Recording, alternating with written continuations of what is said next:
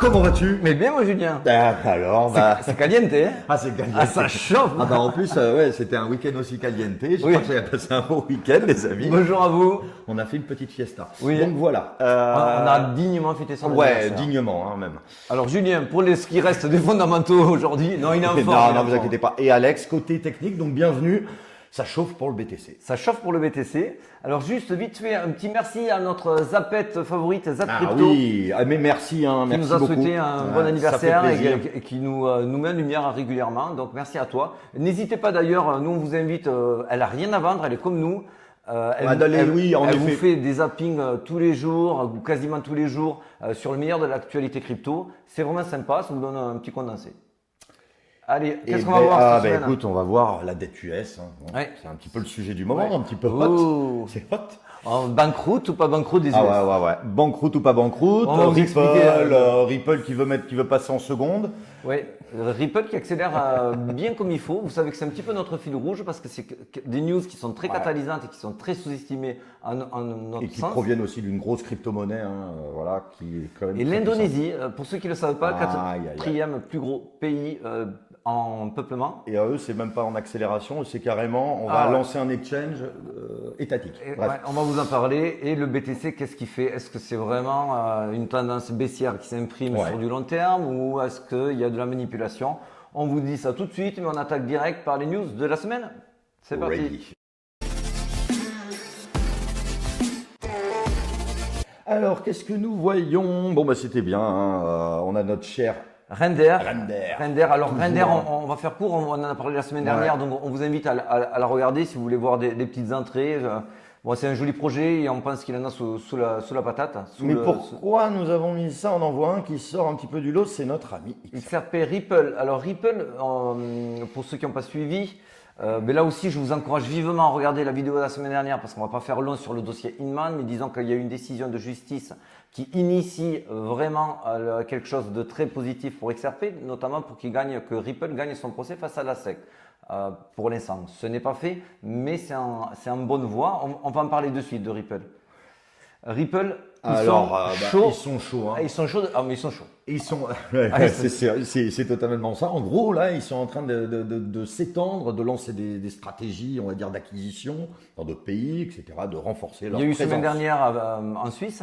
Et là, aujourd'hui, ils s'attaquent vraiment à s'élargir sur les pays friendly, crypto-friendly, comme tu disais. Et surtout, alors là, c'est un petit peu plus surprenant, ils s'attaquent aussi à un élargissement horizontal de leur société, à savoir qu'ils vont sortir un petit peu de l'écosystème blockchain. Donc, ils ont vraiment le vent en poupe. Et pourquoi ils ont le vent en poupe? Pourquoi ils ont le vent en poupe? Tout simplement par la news qui suit.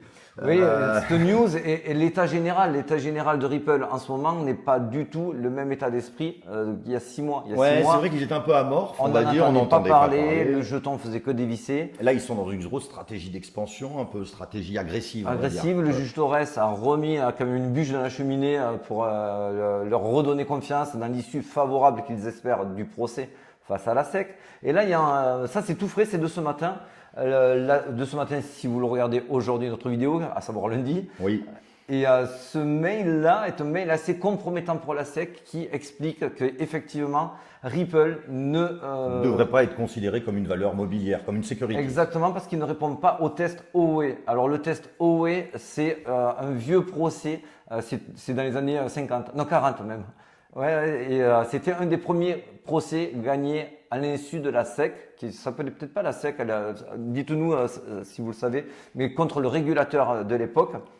Et en fait, ça fait jurisprudence et ils en ont sorti un outil. Un outil qui permet de savoir si on est une securities ou une commodity, Exactement. savoir comment. En prenant des faisceaux de données ça leur permet de donner une direction sur les valeurs ou pas à prendre et le jugement qui en découle. Et en fait, ce test OE, il ne répond pas à la securities pour Ripple et ils en sont conscients puisqu'apparemment il existerait un mail récupéré et qui va être produit lors du procès. Donc tout ça fait que Ripple, wouhou! Alors c'est vrai, vous allez vous dire, on lâche la plage à billets. Là, ça commence à un peu s'accélérer. Alors vous devez vous dire, c'est des fois long. D'ailleurs, normalement, ça devait être le 6 juin. Ils ont demandé, par rapport à la publication du dossier Inman, qui est vraiment une bombe atomique dans l'issue du procès, ça ne sera pas le 6 juin, mais ils demandent une prolongation au 13 juin. Donc, juste avant le FOMC du 14, voilà. des taux d'intérêt. Là, ça peut être une bombe. Hein. Le 13-14, faut avoir les yeux. Soit vous éteignez tout et vous partez sur la Lune, soit soyez bien attaché sur votre fauteuil. À mon avis, il va se passer des choses. Ouais, c'est vrai. Pour nous, c'est bizarre. Hein, c'est un game changer. C'est pour ça qu'on vous parle régulièrement de Ripple. Voilà. Et surtout, c'est que si elle arrive à faire plier la SEC va enfin pouvoir dire ça c'est security, ça ne l'est pas. Donc enlever le flou. Enlever le flou, ce flou-là qui commence à être bien pénible. Oui, et donc du coup, ça nous amène au problème de la dette aujourd'hui. Tout le monde a peur de cette fameuse dette US. Certains parlent de 45% d'explosion. Des marchés, que ça peut être la catastrophe économique de la décennie, voire plus. Alors, pour les plus jeunes, ce moment-là, nous, on l'a vécu plein de fois, à savoir, c'est toujours le jeu de dupes de dire, d'un côté, il y a le président qui veut faire pression en disant on est obligé de rehausser le plafond de la dette, sinon on ne pourra pas payer les factures. Mais on a une contrepartie. On a une contrepartie. Et les républicains, puisque le président est démocrate, donc les républicains font leur jeu politique. On est vraiment dans House of Cards qui dit nous on acceptera de relever la dette et donc on ne sera pas en cessation de paiement à condition de. Et donc on est tout le temps dans ce problème de compromis. Ça a toujours été le cas, autant qu'on s'en rappelle, que ce soit avec Barack Obama aussi, il y avait eu ce jeu de menaces et d'otages. Le peuple américain était bien. Attendez, sinon le peuple américain c'est la banqueroute et tout. Donc c'est des menaces, c'est du chantage. Et ils vont pas sacrifier aussi leur population non plus. Ça on le voit et à chaque fois comment ça se passe. Plus on se rapproche de l'échéance, plus ils mettent la pression, plus ils agitent le drapeau de ça va être la catastrophe. C'est ce que tu disais tout à l'heure, c'est deux voitures qui foncent l'une en face de l'autre et c'est qui va tourner. Voilà, allez, le premier qui tourne le volant a perdu. C'est exactement ça et ils vont attendre vraiment le dernier moment pour prendre la décision. Mais voilà, on ne va pas se mouiller plus que cela, mais je ne vois pas aujourd'hui les Américains ne pas rehausser la dette, le plafond de la dette et ne pas le faire d'ailleurs régulièrement les années prochaines. Parce que sinon ça serait catastrophique, mais sur tous les marchés, mais tout en général dans la vie courante. C'est plus les 30 glorieuses, ça serait le contraire. Donc bref. Mais c'est aussi un problème électoral, puisque là ça vient directement dans le débat en disant on relève le plafond, mais alors moi il y a quand même 2-3 conditions et une des conditions c'est s'attaquer aux cryptos et notamment à la fraude fiscale. Donc on sait, il voulait mettre sa taxe de 30%, Biden, etc. Il est anti-crypto. Bref. Et il veut s'attaquer aux bénéfices des entreprises crypto, donc il veut encore rajouter du flou sur le cadre à fixer autour de la crypto aux USA. Et il y a deux candidats qui l'ont très bien compris. Le neveu Kennedy, qui lui a clairement dit, vous pouvez... D'abord, il est pro-crypto. Et il veut des dons pour financer sa campagne présidentielle en crypto, hein, pas de problème, il accepte tout. Donc là, on a les deux candidats des deux camps. On a un démocrate donc, qui sera face à Biden, qui est le neveu de Kennedy, et on a un républicain également qui accepte les dons en Bitcoin. Donc, il y a vraiment deux clans, un clan anti-crypto et un clan pour crypto. Ça, on voit que c'est en train de s'inviter dans le discours préélectoral, de campagne électorale. Et ça, c'est vraiment bénéfique parce que ça va forcer quand même à prendre une direction. La SEC, elle est le fer de lance des anti-crypto. Et aujourd'hui, on essaye de contrer la SEC, notamment par le biais de Ripple. Donc, c'est super, super important. Alors en fait, l'idée, c'est que la France s'est dit, il y a des entreprises US qui veulent quitter le territoire américain. Vous avez peur des contraintes crypto? Venez chez nous. Venez chez nous. C'est exactement ce que titre aujourd'hui. C'est le journal du coin. Et alors là, bienvenue, j'ai envie de leur dire, parce qu'on a une équipe de pompes à vélo pour vous accueillir qui est phénoménale. Qui vous disent c'est anti-crypto, puis là maintenant, bienvenue, bon, ça devient le nouveau hub, ça change souvent, hein, mais bon, on a des écrivains. Alors dans les pompes à vélo, on a Gabriel Attal, Gabi le Magnifique, on a Bruno Le Maire, Nono le petit robot, l'ami du fric. Donc ça c'est des blagues de boomer hein, si vous les avez. Bon, voilà, ça me fait doucement rire. Mais en tout cas, c'est bien. C'est-à-dire que potentiellement on pourrait capter, c'est un petit peu une histoire de pression. On remarque toujours voilà, un peu ce côté politique. Si on redevient aussi, sérieux 2 secondes, c'est que géopolitiquement parlant, c'est toujours pareil. Quand on veut forcer quelqu'un à agir, on lui dit si tu le fais pas, on se barre. Et c'est un petit peu cette pression que va avoir le gouvernement US et qui a déjà commencé. Ça, c'est super important. Et c'est super important parce qu'il y en a d'autres pays qui, eux, n'entendent absolument pas. Ah oui, alors ça, j'adore. Ah, eux, ils y vont franco, nos amis, Indonésia, Bali, ouais. etc. Donc, un des plus gros pays asiatiques, vraiment jeune. Hein. 4e pays le plus peuplé. Donc, vous imaginez si ça commence à prendre. Et eux, ils veulent lancer un exchange étatique. Il y a 383 personnes qui sont déjà enregistrées, les exchanges, hein, je parle, dans le pays. Il n'y a plus qu'à, quoi. Et le gouverneur, lui, il a clairement dit, moi, je veux que ce soit le paradis, le futur et le paradis du Bitcoin. Rien que ça. Rien que ça. Donc, grosso modo, là, c'est encore un petit peu géopolitique, en disant, si tu n'arrives pas là-bas à prendre des décisions, moi, je vais les prendre, et si je peux te capter un petit peu de gens et de sociétés qui viennent. Économiquement parlant, les US vont vite comprendre, le gouvernement en place, qu'il va falloir réagir très vite, sinon ils vont se faire capter toutes les richesses issues de l'écosystème crypto. On le voit aussi, hein, ce graphique, je vous l'avais déjà produit. Oui. On le voit clairement que les sessions US, là je vous l'ai mis, ça fait presque 2 mois et demi, que je vous le suis le cours. On voit les sessions US qui sont en fort recul sur le prix du Bitcoin. Donc ce qu'on disait tout à l'heure, c'est très intéressant. S'il n'y avait pas nos amis la Chine, il n'y a pas d'Europe, etc., on n'a que des US. On est à 15 000. On sera à 15 000. Si la crypto n'était que américaine, on serait à entre 15 et 17 000. Puisque sur les sessions US, elles ont fait progresser le prix de moins 26%, alors que l'Asie bien plus et tout le reste, à savoir le hors marché, 35%. C'est la base du raisonnement aujourd'hui. Et ça, c'est très intéressant. En macroéconomie, beaucoup passent à côté de cette donnée-là. Alors, je sais que je suis un peu lourd à insister avec ça.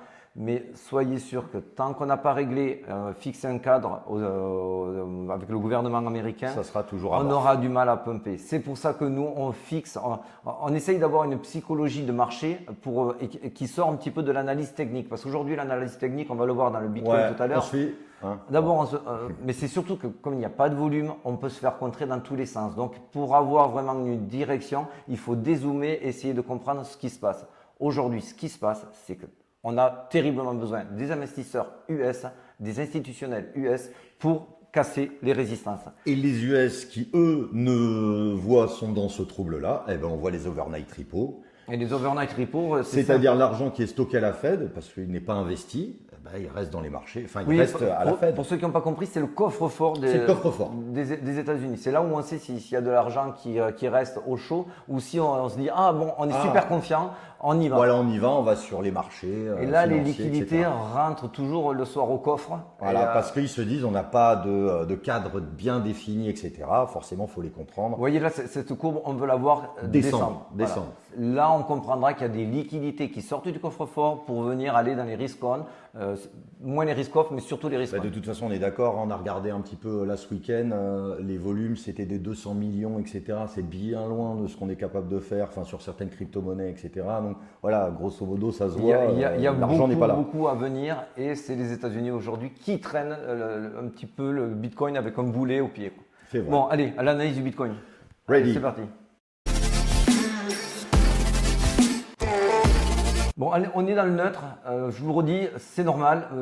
On ne pourra pas pumper si tout le monde sait que ça va pumper. Ça, c'est toujours pareil. Le marché va là où il y a le moins de gagnants à faire gagner.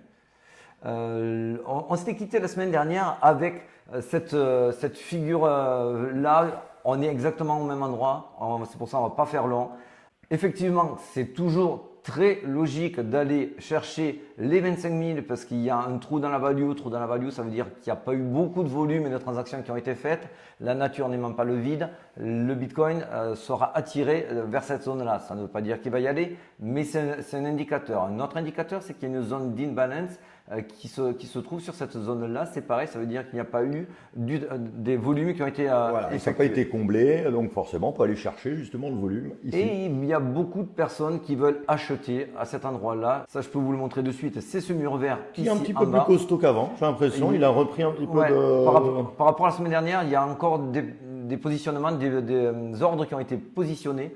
Et ça, c'est Ça, quand ça même- fait toujours un peu peur. On va vous expliquer, quand on voit ça, ça veut dire que grosso modo, si on s'approche vraiment, il y a des très gros qui captent tout. Donc ça veut dire, est-ce que ça donne envie d'aller forcément en bas ou alors on part pas plus directement vers le haut parce que là, en fait, il y a une menace que tout de suite ça En tout cas, il y a un mur et ce mur-là, il va être très dur à passer. C'est pour ça qu'aujourd'hui, on voit qu'il n'y a rien entre le mur à 30 000 et le mur à 25 000.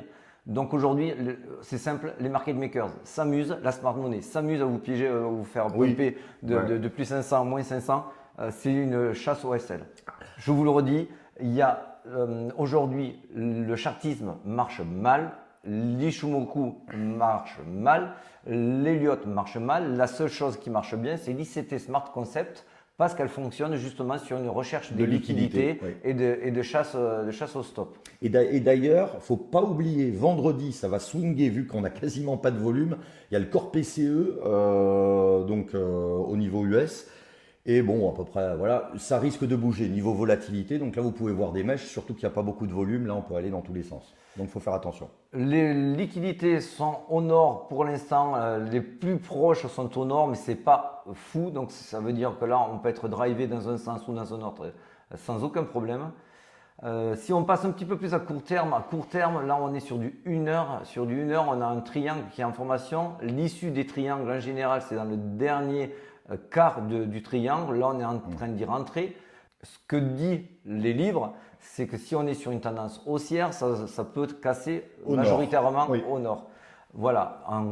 Ce qui est sûr aussi, c'est qu'il n'y a pas de volume. Donc on peut vous faire croire que ça va aller au nord. Et ça va au sud. Et ça, Et ça remonte au nord. Donc Bref. ils vont s'amuser à jouer avec vous, à vous manipuler. C'est leur boulot puisqu'aujourd'hui ils n'ont plus que ça à capter sur ce marché qui est totalement illiquide. Les échangeurs, les exchanges sont vides. Il ne se passe rien. Oui, on essaie de dégoûter, on essaie de forcer le désintérêt en disant attends, j'ai plus rien à faire en fait, et c'est exactement ce qu'ils veulent. C'est pour ça que je vous ai mis ici ces deux cas de figure. Le cas de figure, là, ce n'est que mon avis. Je ne vous invite pas à me suivre. Je n'ai pas la probabilité en ma faveur, mais mon sens quand même, parce que ça fait depuis très très très longtemps qu'on vous dit que ça doit aller à 25 000, donc ça va aller à 25 000. Et moi, quand on me dit ça doit y aller, je me dis Non, ouais. je ne veux pas faire ça. Et je sens bien plus qu'on va essayer de vous faire peur de plus en plus à grignoter vers le sud sans jamais aller vraiment, franchement, sur les 24-25 000, à vous faire croire qu'on y va, à vous dire « Ah, j'ai pas besoin d'acheter aujourd'hui, j'achèterai demain, de toute façon c'est bas et je vois que c'est en train de baisser. » Donc à ne pas vous mettre dans l'urgence et vous faire pumper d'un coup. Et ce coup-là, ça peut être avec une news catalysante comme celle qui peut arriver mi-juin. Mi-juin, le 13 notamment, ou le 14 aussi. Et on va finir juste avec un peu de macroéconomie, c'est le dollar index. Aujourd'hui, si on voit aussi un Bitcoin qui baisse, ben on voit un dollar index. Voilà, le dollar index n'aide pas à rendre moins moribond. Moribond, superbe terme de boomer encore. Bravo, Ouais, c'est bien, c'est bien. j'en c'est forme. beau. Voilà, on voit que le dollar index remonte, il est au-dessus de son support, puisqu'il est devenu support. Il était résistance, les fameuses 103. On n'aimerait pas le voir s'installer au-dessus des 103 pour pas aller chercher sa fameuse résistance à 105, ce qui empiéterait vraiment sur le prix du Bitcoin. On Plus il aimerait, monte, voilà. plus ça va faire du mal au Bitcoin. En C'est gros, c'est mécanique. ça, c'est mécanique. Le dollar monte, Bitcoin baisse Et inversement. et inversement. Voilà. Donc on aimerait le voir repasser sous son support afin qu'il devienne résistance et aller chercher son support historique aux alentours des 101,50. Voire Voilà. même qu'il le casse et qu'on recommence à partir en bas, si on peut. Sur ce, on a été clair. J'espère, on a été clair, on a fait un petit peu de géopolitique. Allez. Salut mon ami. Bonne journée, merci, au revoir.